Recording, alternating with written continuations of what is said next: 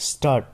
Mr. Deputy Speaker, Sir, I rise to support the finance bill which has been presented by the Honorable Finance Minister. Stop.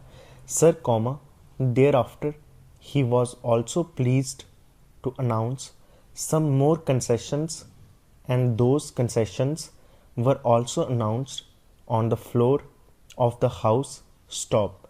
I have heard with great patience the various points which the honourable members from opposition were making here. Stop.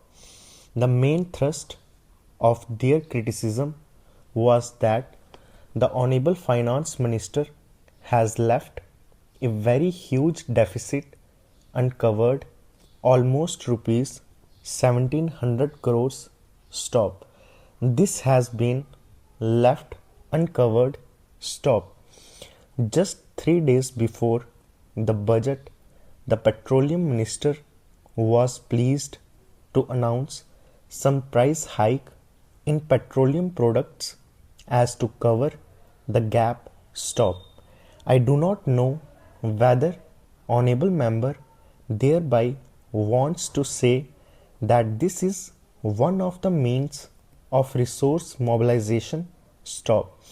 If he is fully convinced that this is resource mobilization in which finance minister through the petroleum minister has done this, then of course, he will be perfectly justified in raising that point.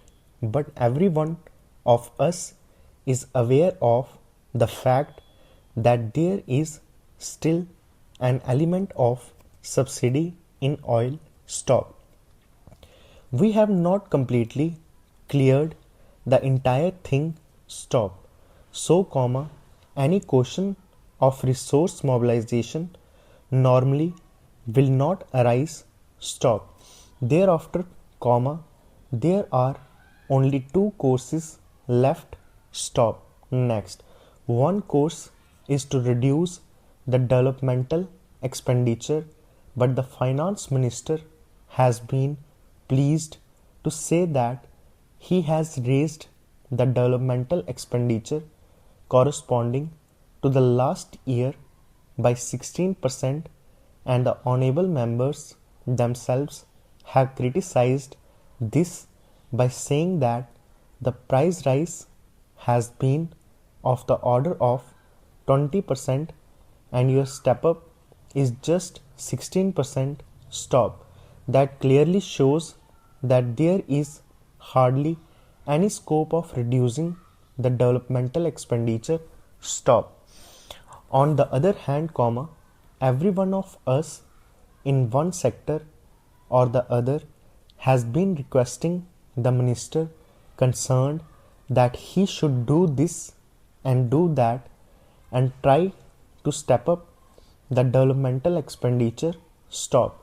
If rupees 1700 crores of deficit has been practically left uncovered, what are the means available? Question mark.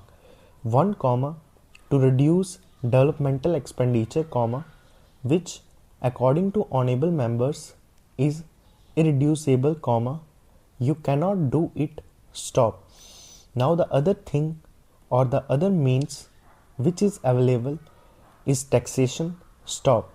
The honourable finance minister should have gone in for increased and heavier doses of taxation. Stop. This would have again been criticized by the opposition members as well. Stop. Next, I congratulate him for his imagination, boldness and taking very calculated step. Stop.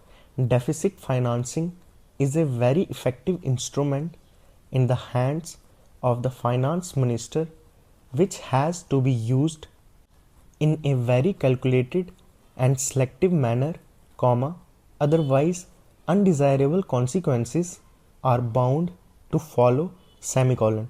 But here the finance minister has weighed every step, and taken calculated risk, stop. We can very well analyze the assumptions which he was having in his mind when he took this step, comma, where he did not levy any additional tax, comma, and left such big deficit uncovered, stop. According to him, comma, he had two or three assumptions, semicolon. One is that monsoon is going to be good, semicolon. We will have normal agricultural production, and with the stocks at our disposal, comma, with normal monsoon, comma, with good agricultural produce in our hands, comma, there will not be any big problem, stop. That is one assumption, stop. Next, another assumption is what he has clearly stated in his budget speech, comma, announcing a number of concessions in the case of direct tax, semicolon. He expects that everyone will behave properly, stop. Exemption limit was raised from rupees 40,000 to rupees 50,000, comma, surcharge reduced from 20 to 10%, stop.